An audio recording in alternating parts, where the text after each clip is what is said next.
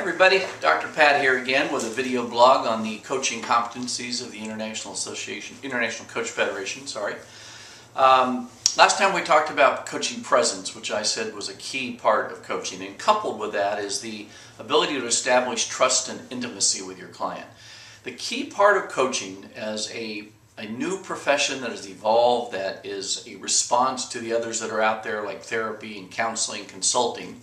People seek coaching because it's also something that is confidential, it's private, and so they have to be able to trust you. The clients have to be able to trust you. And you need to be able to trust that you can create the environment that we talked about last time with presence.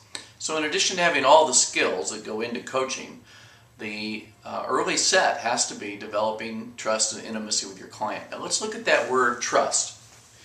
How do they trust you? You need to be authentic.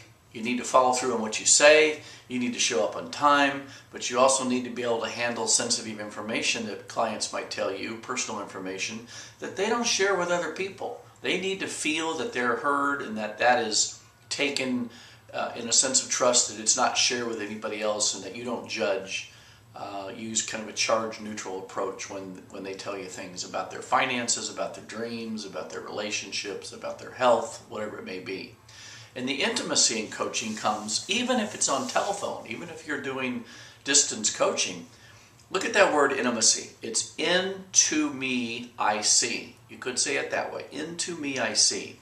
So it gives the client an opportunity to see into themselves, to hear themselves speak things they've not spoken before and say it out loud to their coach and get some feedback that creates that sense of intimacy. I think human beings often are afraid to say something about themselves because they think it's unique to them. And it turns out millions of other people probably could share the same story.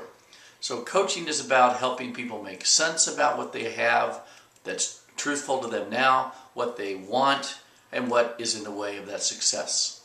So you'll see that you can do that through coaching, and it's a powerful, powerful process. You need to experience that as a client. You need to be coached and experience that. And you need to experience that as a coach of someone else. There's a favorite phrase that I have from my good friend Margaret Wheatley in her book, Turning to One Another.